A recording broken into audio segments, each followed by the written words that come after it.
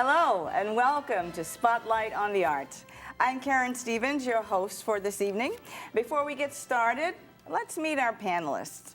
First up is Miss Iris Acker. She's an actress, an author, and a producer of Spotlight on the Arts. Second, we have Mr. Michael McKeever, who is an award-winning actor and playwright.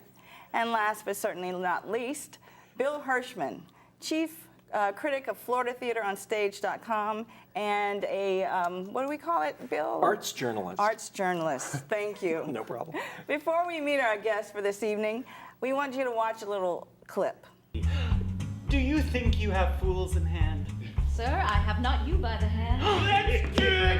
I am dog at a cat. He shall think that they come from my niece and that she's in love with him!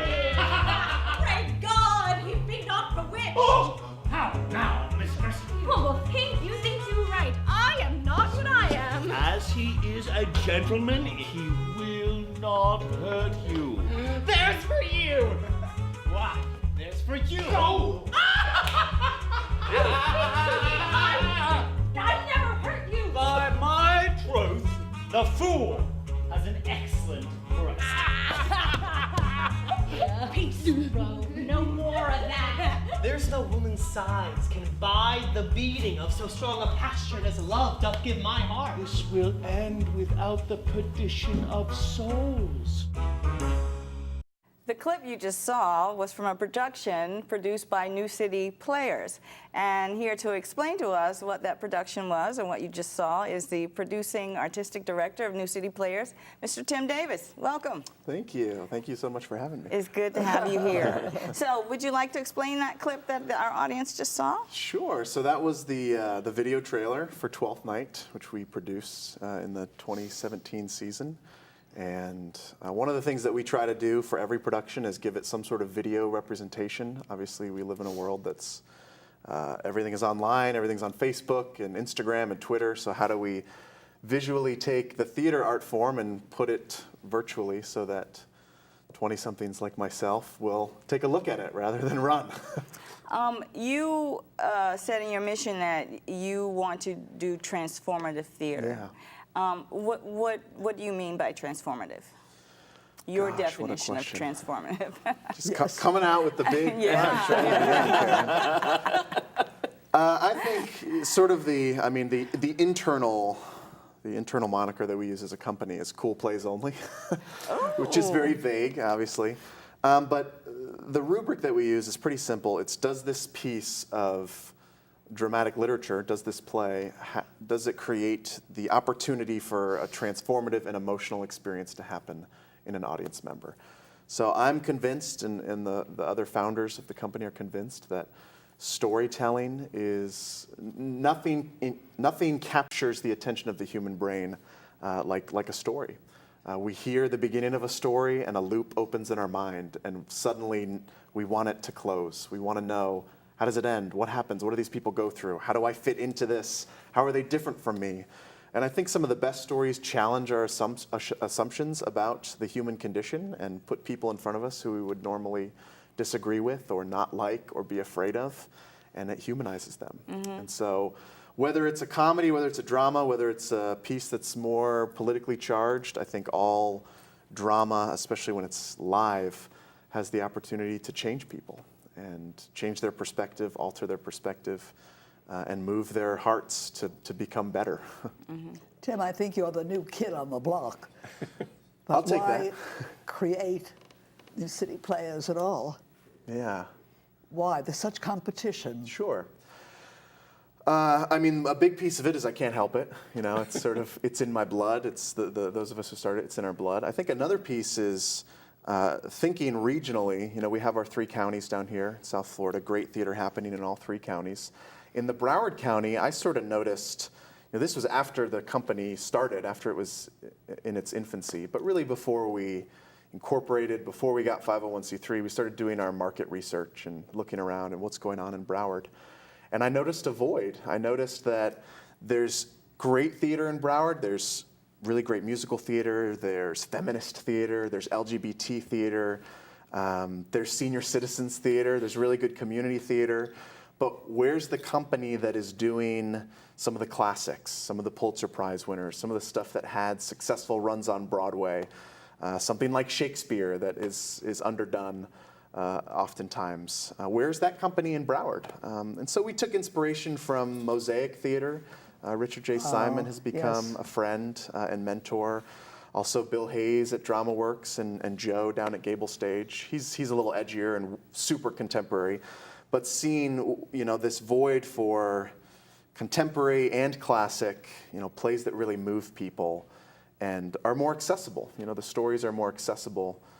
That's needed in Broward because we have all these other great niche theaters. Let's get more of a standard theater in place. We should back up just a second. Yeah. You're based, certainly in the last season or so, you've been working out of the Vanguard Sanctuary in Fort Lauderdale, so people know where to find Yes. you. Can you talk a little bit about how you came to be? You say, our founders. You all know each other. You're all Right. old friends, and some of you were related to each Sure, other. Talk sure. a little bit about that founding core. Yeah, so the founding group, it's 5 actors. It's myself, my brother, Andrew, my friend who I went to college with, Ryan Maloney, who's our production manager, scenic designer, also an actor. Crystal Valdez, who's an actress, she's based in Miami, and then Johnny Contini, who's an actor up here. So my sort of fear is, let's get 5 actors together and start a company. That's a great way for a company to fail. Who's got the barn? Okay. Right. But we have all of us have this insatiable desire to make great art, to act, to direct. I love creating an environment where other people can do their best work. I have to get on stage sometimes. I have to direct sometimes. But being able to produce and do great plays and bring people together, that's where I sort of fit in. But yeah, all of us are in our 20s, so it's a young group of people trying to save theater, keep And your it going for audience the as next well? generation. Young audience, you're getting in the young audience. the young- All of our friends, we have sort of our own personal networks. They come to our stuff, and then friends of friends have come, and I think comparatively we have a younger audience, but because of some of the plays we do, we bring in those Gen Xers and the boomers who I saw this in New York, or I've seen this 10 times down here, and we're gonna come and see it. So I haven't been able to get a good pulse on our audience, which is frustrating because it's very diverse, at least in terms of age. But that's a good problem to have when you're hitting different types of demographics. It's good. Let's talk about the work that you choose. The plays that you pick. The titles are really fascinating, great titles. Yeah. What is the process of picking the shows that you pick? Yeah, so it's really that founding group brings. I did this in college. I did a scene from this in college. I read this recently. This is a popular play. It seriously starts with I love this play, and of that founding group, we bring it. We all read the plays together, and then I sort of make the call of this is what it's going to look like, from that discussion. So it's not more complicated than we love this play. Let's do it. That's a pretty good basis right there.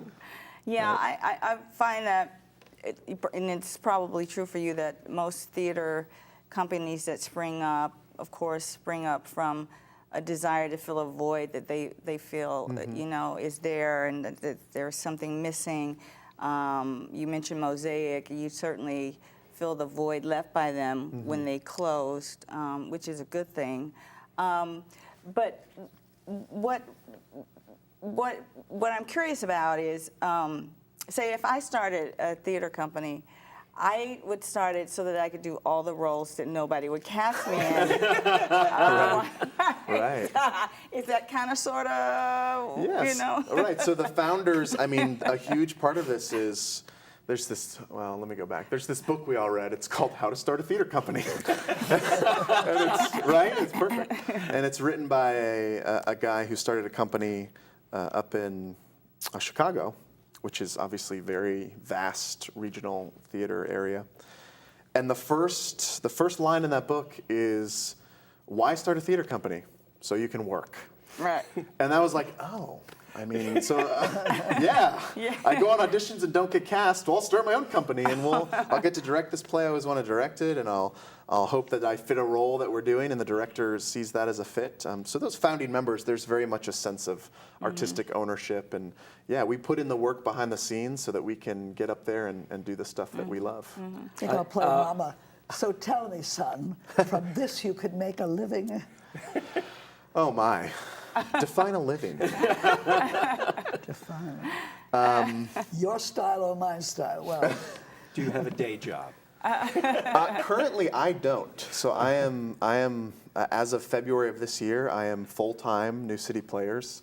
My wife works as well. We have a 4-year-old daughter. So personally, we make it work for me to make a unreasonable salary. I don't know, a reasonable salary for what the company can handle right now. But we saw this year as the opportunity of, if we're going to get this to the next level with fundraising, with marketing, with sort of leadership of the company, someone has to be all in. Yes. And right now, that's me. So. Well, if Karen wants to start her own company where she can star in these shows, what have you That's learned? what happens. You've been around 2.5, 3 years Yeah. now, right? What have you learned that you should tell her that you go, oh, this is something you should know? Yeah. What have you learned? Oh my, that's a great question. don't. Yeah. Play Mama again. Right. I mean, there are concerns about startup capital. Sure. Location, all of that stuff that you have to take into consideration, right? I also Yeah. I suspect that the challenge must be too, as the company grows, and it is growing. There's no question to see the terrific progress you all have made in such a short period of Yeah. time. Is the bigger the company gets, the more responsibility it puts on your shoulders. Yep. The less time you have to act, the less time you have to direct. Oh, you're There- tapping there's- my worst fear. I'm saying this because I've seen it happen time and time Yeah. again. Is it something that are you experiencing that already, or is that something that's down the pike some? I think from day one, I began to experience that tension. It's the, if this is going to grow, what must I sacrifice? And I've had conversations with other artistic directors where it was like, if this is going to grow, I know that I'll never act again. And me, idealistic, 27, young, hungry, I can't entertain that right now. Right. Because I know that me getting on stage every once in a while, it feeds everything else I do. It makes me a better It's so producer. hard to explain that to someone, yes. It is, but it makes me a better director, it makes me a better producer. It creates an enormous amount of empathy that you can forget about as an actor for your actors.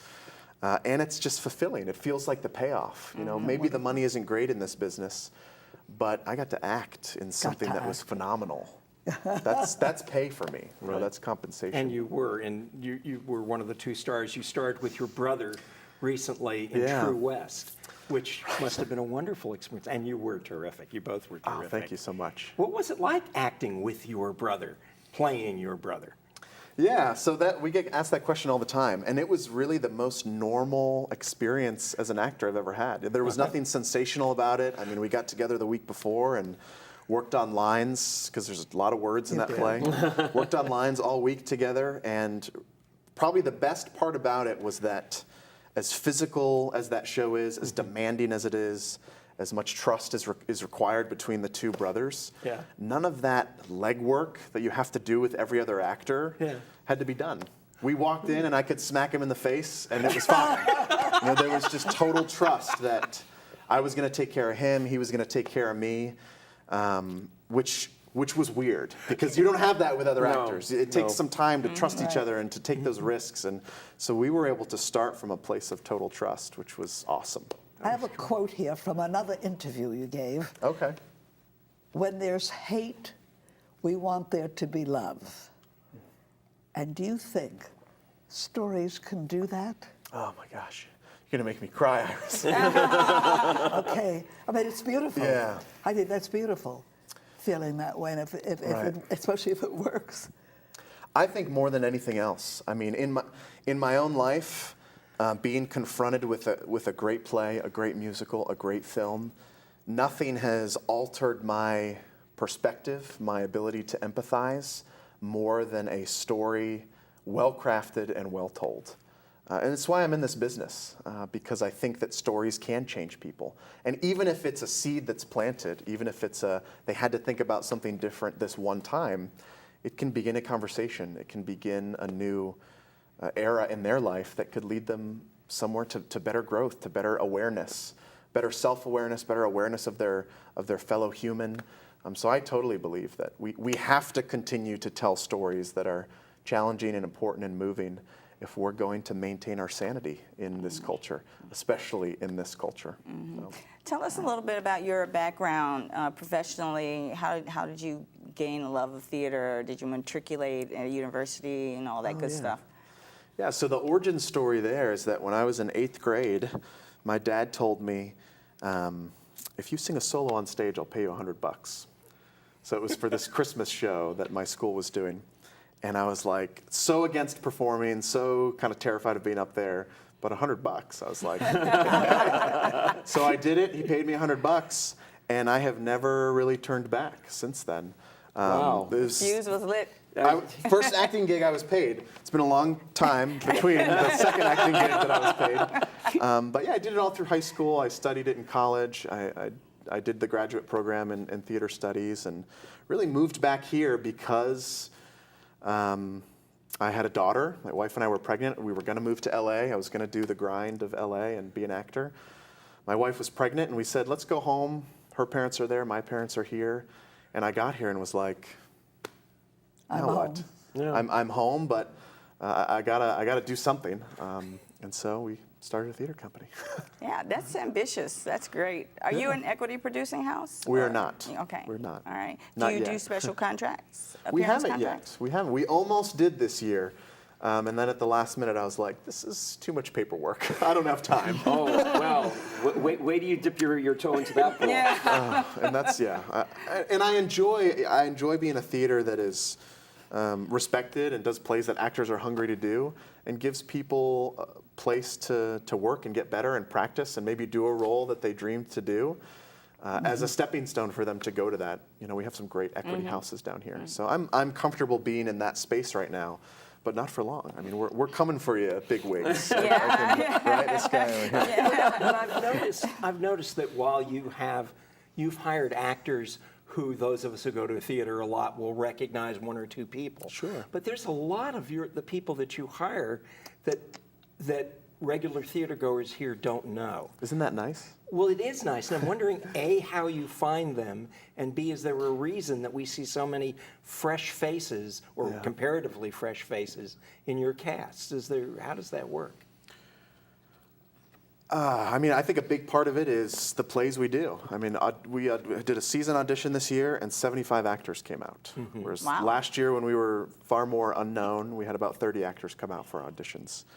And it's people who see a play that they know, that they love, that they want to be a part of, so they come and audition for it. And I think we have a pretty big talent pool down here that's underutilized. You know, there's a lot of actors who have part-time jobs and are acting on the side and rehearsing at night and trying to build their resume and get better in their craft.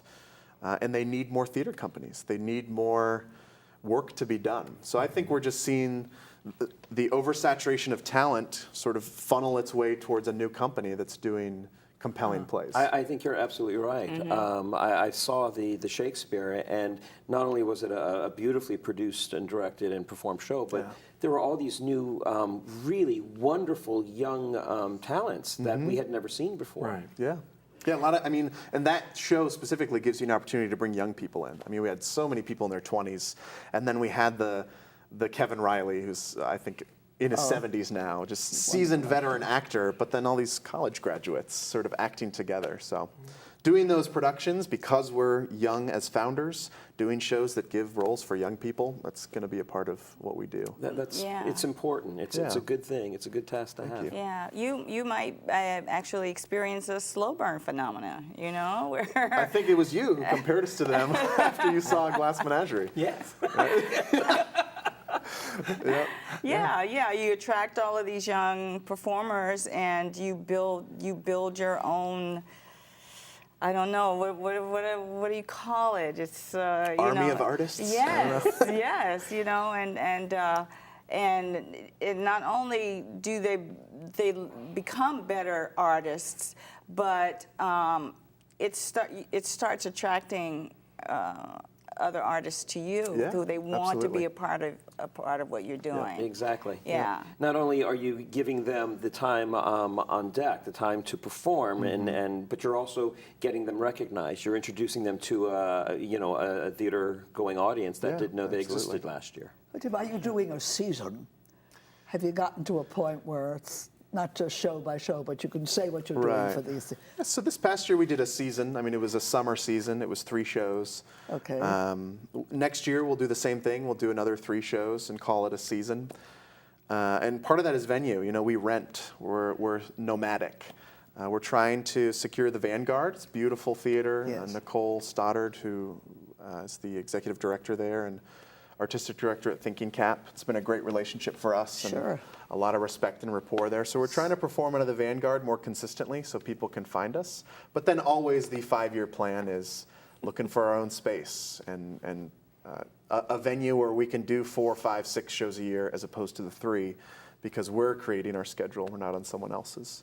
Yeah, marketing. How have you confronted the bear, which all theater companies and all organizations have to deal with, which is money? Money. Yeah.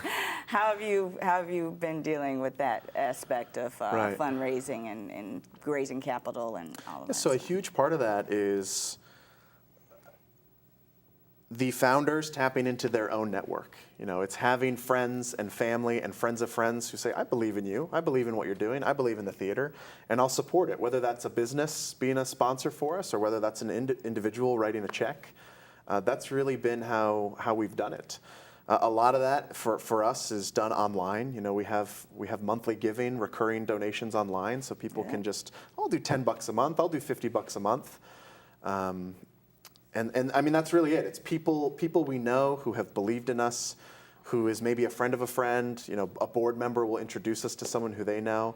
It's getting them into the theater, getting them to the product, and then it's nurturing relationships. You know, I pound the pavement and have lunch with people and have coffee and give the pitch and give the vision and then ask for money. I mean, it's really that direct and simple, I think. And artists, this is something I had to get over. Artists are ashamed of asking for money. Because they think, Oh, do it long enough, you'll get over that. oh, and I am. After a year, I'm over Very it. quickly. But we think like, oh, it's, you know, Yeah, it cheapens it if Right. I'm asking for money, Right. or it makes me feel like dirty because I have to fund it. And it's like, it matters. It's what I said before. We have to tell stories right now. We have to tell stories. And if that means sitting across from someone and saying, will you write a check for $1,000 right now? That's what Sure, it means. I will. You mentioned at the top when we showed the clip that's one of the ways to attract young audiences. Talk a little bit more. What will it take to bring young audiences into the theater as a whole, do you think? Speaking as someone who's 27. Right. You know, honestly, I think more young people would go to theater if it was cheaper. I really do think a huge part of it is that simple. You can go to the movies for $10. You can get Chipotle for dinner afterwards for $6.50, and that's your Saturday, and hopefully it stays there. Even personally, I sort of am looking for the league discount. Do I have a relationship with this producer so that I can go with my wife at a cheaper price? So part of it is they need to get from being in their 20s and scraping by to being in their 30s and being a little more established. But if we can get them in the theater once because they won a raffle, if we can get them in with that student discount because they're a grad student, if we can have an education program where we're going into the schools and activating their imaginations so that they remember that, it's finding those little ways that we get them there once, because sometimes they can have an incredible experience, and you can make a theater goer out of one experience, and they'll say, it may be $40, but I'm going back. I'll make other sacrifices to go because that was meaningful. But that first time, maybe it's free, maybe it's a friend of a friend, let's give them a comp. Maybe it's a raffle on Facebook where you post a video of you saying a Shakespeare line and we'll enter you a raffle for a free ticket. But it's hard to pay for it, it really is. So I think that the art form will survive. You know, I'm not a doomsday person by any means, but we definitely do have to get them in the door at least I think once. performing at the Vanguard is in your favor because the shows that are done there, that Nicole does, will bring your audience. I think they just get used to going to the Vanguard. Absolutely. Rather yeah. than starting in your own home. Yeah, absolutely. Use what's there now, an audience. Yeah, we've definitely capitalized from that relationship. Before I ask you the final question, can you tell our audience how to contact you or where they can find you? Sure. So newcityplayers.org is our website. That's the easiest place to learn about us and see what we're up to. You can join our email list there. But you can also like us on Facebook, follow us on Twitter and Instagram. It's all at New City Players. We're pretty active on social media. We're always trying to think of new, fresh ways to engage our audiences online. But the website is a great starting spot. And the last question is, how did you come up with the name for your theater? Wow, you're digging back into the history. So, In 10 seconds or less, 15 seconds or less. right. Oh my. The name was inherited, actually. So we were born out of a church. A church started New City Players and performed Godspell, and I acted in Godspell. And then they said, "What are we going to do next?" And I said, "I want to direct Rabbit Hole." So we did that. And then they said, "What are we going to do next?" And I said, "Let's do Red." And then they said, "Take it. We don't want a theater company. We'll support you, but be your own thing."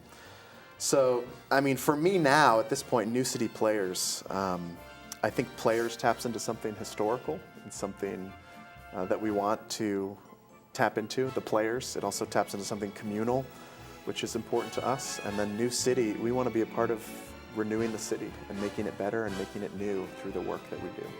Thank you, Iris, Michael, Bill. Thank you, Tim Davis of New City Players for being here. And I'm Karen Stevens. Thank you for joining us for Spotlight on the Arts.